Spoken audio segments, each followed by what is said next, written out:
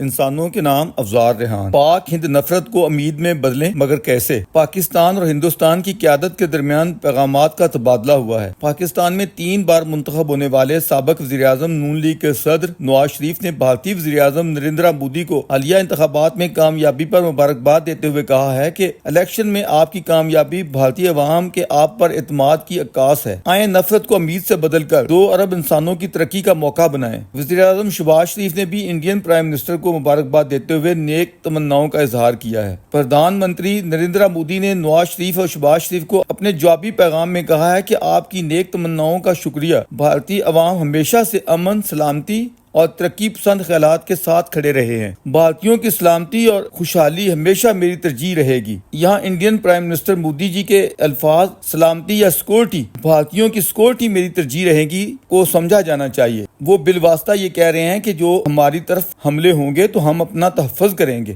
India اور پاکستان ہر 2 قریب ترین ہمسایہ ممالک کی قیادتوں کے درمیان مبارکباد کے تہنیتی پیغامات کو خوش آئند قرار دیا جائے گا۔ بالخصوص نواز شریف کے یہ الفاظ کہ آئیں نفرت کو امید میں بدل کر 2 ارب انسانوں کی ترقی کا موقع بنائیں۔ لیکن خارجہ پالیسی میں حساسیت کا تقاضا یہ تھا کہ پاکستان دیگر بیشتر ہمسایہ ممالک کی طرح نریندر مودی کو مبارکباد کا پیغام بھیجنے میں اتنی دیر کرنے کی بجائے شتابی دکھاتا، کیونکہ 4 جون کو ہی یہ امر واضح ہو چکا تھا کہ اپوزیشن اتحاد کی حاصل کردہ کل 232 نشستوں کے بالمقابل مودی کا حکمران اتحاد NDA 294 سیٹیں جیت چکا تھا، اور یہ سمپل میجارٹی سے کہیں زیادہ کامیابی تھی۔ کئی منفی ذہنیت والوں نے اپنے مضمون مقاصد کے تحت اس واضح جیت کو مختلف ہتھ کنڈوں سے الجھانے کی کوشش کی، جبکہ دنیا کے بیشتر عالمی رہنماؤں نے کامیابی کے فوری بعد مودی کو مبارکباد کے پیغامات ارسال کر دیے تھے۔ لیکن ہمارا دفتر خارجہ جانتے بوجھتے باوجود روایتی سہل پسندی اور التوا کا شکار رہا، اس امید پر کہ شاید مودی مخالفین کی دال گل جائے، جس کا نقصان یہ ہوا کہ وزیر اعظم ہند کی تقریب حلف برداری میں جس طرح دیگر 7 ہمسایہ سارک ممالک بشمول سری لنکا، مالدیو اور بنگلہ دیش کی قیادتیں شریک ہوئیں، اسی طرح پاکستان کو مدعو ہی نہیں کیا گیا۔ حالانکہ 2014 میں جب نواز شریف وزیر اعظم تھے،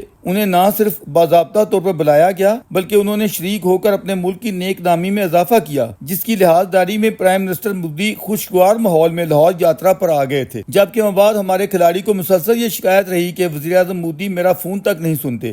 اگر ہم واقعی یہ چاہتے ہیں کہ ہمارے انڈیا سے تجارتی اور سفارتی بھائیوں جیسے اچھے تعلقات ہوں تو پھر ہمیں ان روایتی منافعتوں سے اوپر اٹھنا ہوگا جن کی طرف نواز شریف نے اشارہ کیا ہے۔ درویش کی نظر میں تلخ حقیقت یہ ہے کہ ہم یا ہماری اسٹیبلشمنٹ ہر پل بدلتی عالمی صورتحال اور خطے کی حقیقی سچائیوں کو سمجھنے یا ان حقائق کی مطابقت میں آگے بڑھنے کی صلاحیت سے آری ہیں۔ ہم لوگ اپنی خود ساختہ خواہشوں اور ناممکن العمل مطالبات کے خول میں بند ہیں، اور ہماری کمزور سیاسی حکومتوں میں اتنی جان نہیں ہے کہ وہ خطے کی بدلتی جیو پولیٹیکل اور اسٹریٹجیکل سچویشن کو سمجھتے ہوئے خالصاً نیشنل انٹرسٹ میں کوئی بولڈ قدم اٹھا سکیں۔ لہذا جس طرح ہم لوگ 6-7 دہائیوں سے پانی میں مدھانی مار رہے ہیں، اسی طرح مارتے رہیں گے۔ رسمی تلخ و شیریں لفاظی ہوتی رہے گی اور پرنالہ جہاں ہے وہیں رہے گا۔ بائیں حالات بہتر یہ ہے کہ ہم سب لوگ یعنی ہمارا قومی میڈیا اپنی طاقتور اسٹیبلشمنٹ کو اس حوالے سے اعتماد میں لے جن کی مرضی کے بغیر ہماری خارجہ پالیسی میں چڑیا بھی پر نہیں مار سکتی۔ نواز شریف جیسا پاپولر ترین پرائم منسٹر انڈیا سے بھرپور تعلقات کی بھاوناؤں کے باوجود کامیاب نہ ہو سکا۔ پرائم منسٹر واجپئی کا لاہور میں استقبال کیا تو کارگل ہو گیا، پردھان منتری نریندر مودی کو مدعو کیا تو اڑی پٹھان کوٹ اور نہ جانے کیا کچھ ہو گیا۔ ابھی بھی صورتحال یہ ہے کہ ہیٹرک کرنے والے پرائم منسٹر مودی کی تقریب حلف برداری سے عین 1 گھنٹہ قبل انڈین کشمیر میں ہندو یاتریوں کی بس پر دہشت گرد حملہ ہوا ہے، جس کی ذمہ داری ایک جہادی تنظیم نے دھڑلے سے قبول کی ہے۔ ضلع رائسی میں گھات لگائے چھپے دہشت گردوں نے بس ڈرائیور پر فائرنگ کی، وہ مرا تو بس نیچے کھائی میں جا گری، پھر اس بس پر مزید گولیاں اوپر سے برسائی گئیں جن سے 10 یاتری جان کی بازی ہار گئے اور 30 کے قریب زخمی حالت میں ملے۔ ہمارے لوگ دہشت کی ایسی وارداتوں کو بالعموم مودی سرکار کا ڈرامہ قرار دیتے ہوئے بڑی زمہ ہو جاتے ہیں، مگر اس نوع کی الزام بازی اور الزام تراشی تب ہو سکتی تھی اگر ایسی حرکت الیکشن کے دنوں میں ہوتی تو یہ لوگ کہہ سکتے تھے کہ مودی نے ہمدردی کا ووٹ دینے کے لیے چال چلی ہے۔ اب جب وہ جیت چکے تھے اور حلف اٹھا رہے تھے تب یہ خونی اسلامی پیش کرنے والے امن دشمن کون ہو سکتے ہیں؟ ظاہر ایسی ایسی وارداتوں سے انڈین 140 کروڑ عوام کو ویسا ہی صدمہ پہنچا ہے جیسا ہمیں افغانستان سے اس نوع کا طالبانی حملہ ہونے کی صورت میں ہوتا ہے، اور ہم جواباً یہ کہتے ہیں کہ ہم افغانستان کے اندر گھس کر ان وحشی دہشت گردوں کو ماریں گے۔ پچھلے دنوں چینی انجینئرز پر اس نوع کا حملہ ہوا اور اب کے پی کے ضلع لکی مروت میں ہماری سیکورٹی فورسز کو ٹارگٹ کیا گیا، جس میں ایک کیپٹن سمیت 7 جوان جان بحق ہو گئے۔ اس کیپٹن کی 19 جون کو شادی ہونے والی تھی۔ ہم لوگ جس طرح اپنا درد محسوس کرتے ہیں، اے کاش دوسروں کے دکھ درد کو بھی ویسا ہی محسوس کریں اور یہ طے کر دیں کہ ہم نے منافعتوں کو خوشگوار امیدوں میں بدلنا ہے۔ دیکھا جائے تو اس وقت خود ہماری عسکری اسٹیبلشمنٹ میں بھی اس ایشو پر کچھ ذمہ داران غور کرنے لگے ہیں کہ اتنا خون خرابہ آخر کب تک۔ یہ ہمارے سابق آرمی چیف ہی تھے جنہوں نے بے بانگ دوہل یہ کہا تھا کہ آج کے دور میں تنہا ممالک نہیں خطے ترقی کرتے ہیں، اور یہ کہ ہمارے پاس انڈیا سے لڑنے کے لیے ٹینکوں میں ڈالنے کو تیل بھی نہیں ہے۔ ایسی فضا میں ہمارے غیر ذمہ دار وزیر نے جو بیان بازی کی ہے وہ قطعی لغو اور گری ہوئی حرکت ہے۔ یہ وہی وزیر ہے جو اپنے سیاسی مخالفین کو بے شرم اور بے غیرت کہتا ہے، اور اب اتنی حساس سفارتکاری پر ویسی غیر سفارتی اور غیر پارلیمانی زبان استعمال کرتے ہوئے اس نے اپنی سیاسی قیادت کے خوبصورت پیغام پر تھوک دیا ہے۔ اس نے یہ بیان دینا کیوں ضروری سمجھا ہے کہ ہم نے کون سا محبت نامہ بھیج دیا ہے؟ مودی کو مبارکباد دینا تو سفارتی ضرورت یا مجبوری تھی؟ ہم تو اسے مسلمانوں کا قاتل سمجھتے ہیں۔ اس وزیر کو معلوم ہونا چاہیے کہ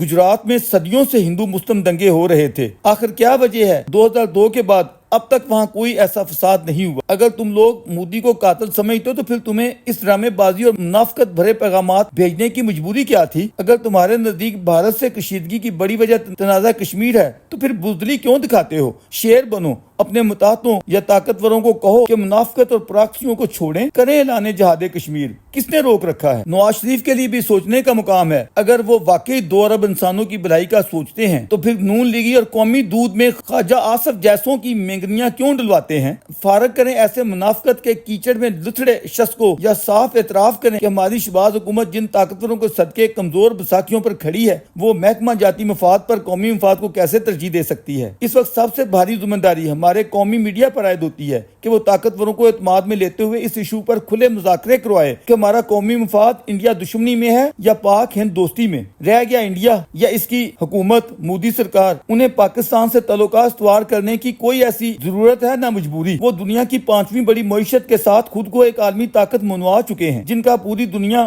بالخصوص مسلم ورلڈ میں بھی مقام و احترام سب کے سامنے ہے۔ آج انہیں اٹلی کے G7 اجلاس میں جس طرح بلایا گیا ہے، کیا ہمارے نصیب میں ایسی عزت افزائی ہے؟ ہم صرف توڑ پھوڑ اور منافقت ہی پھیلا سکتے ہیں۔